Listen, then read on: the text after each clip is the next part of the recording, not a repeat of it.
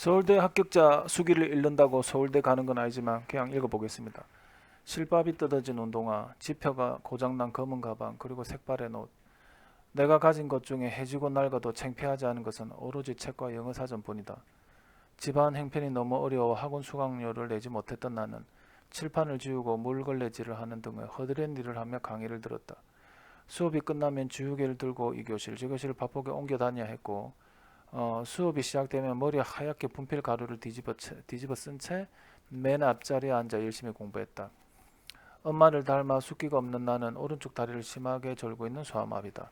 하지만 난 결코 움츠리지 않았다. 오히려 내 가슴 속에선 앞날에 대한 희망이 고등어 등짝처럼 싱싱하게 살아 움직였다.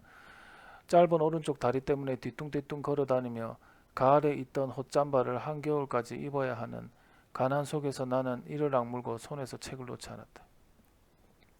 그런 추운 어른날 책 살 돈이 필요한 나는 엄마가 생선을 팔고 있는 시장에 찾아갔다.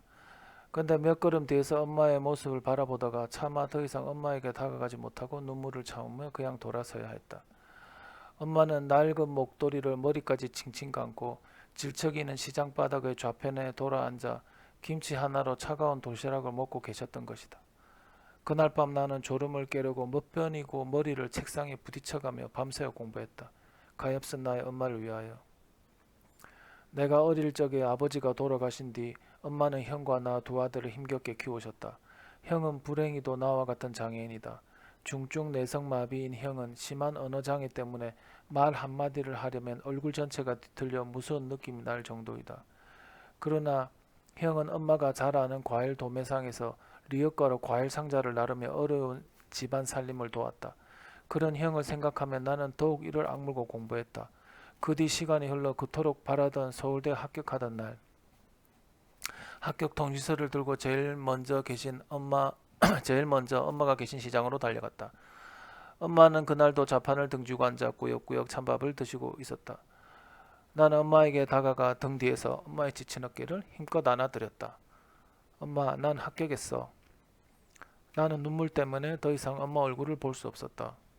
엄마도 드시던 밥을 채 삼키지 못하고 하염없이 눈물을 흘리며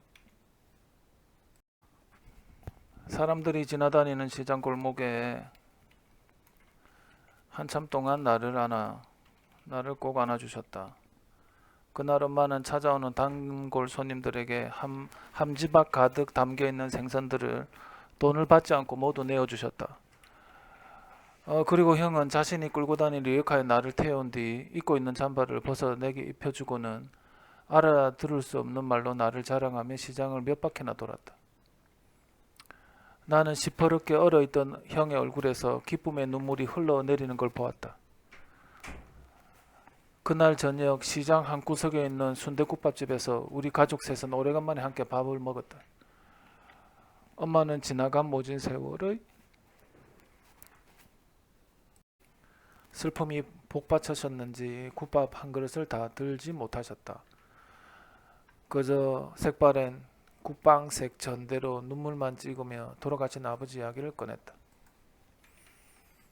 너희 아버지가 살아있었다면 기뻐했을 텐데 너희들은 아버지를 이해해야 한다. 원래 심성은 고운 분이다. 그토록 모질게 엄마를 때릴 만큼 독한 사람은 아니었다. 계속되는 사업 실패와 지겨운 가난 때문에 매일 술로 사셨던 거야. 그리고 할 말은 아니지만 하나도 아닌 둘씩이나 몸이 성취하는 자식을 둔 애비 심정이 오죽했겠냐. 내일은 아침 일찍 아버지께 가봐야 되겠다. 가서 이 기쁜 소식을 얼른 알려야지. 내가 어릴 때 부모님은 자주 다투셨는데 늘 술에 취해 있던 아버지는 하루가 멀다 하고 우리들 앞에서 엄마를 때렸다.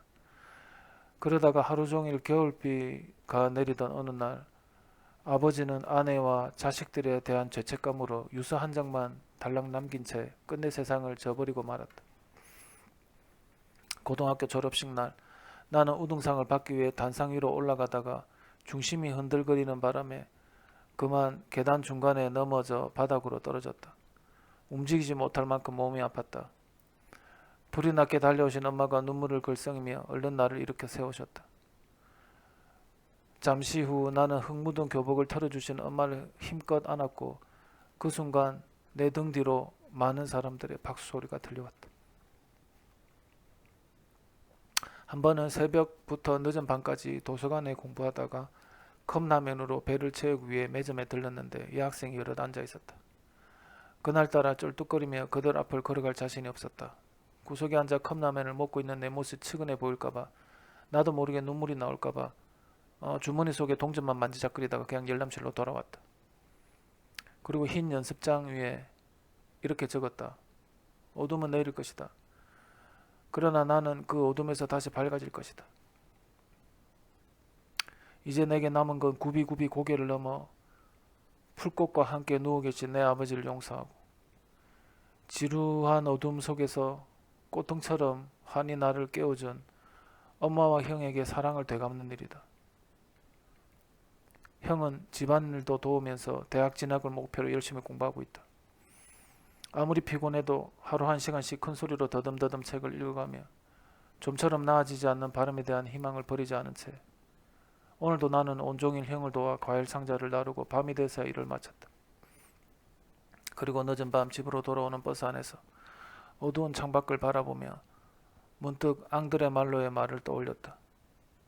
오랫동안 꿈을 그리는 사람은 마침내 그 꿈을 닮아간다. 너무나 아름다운 말이다.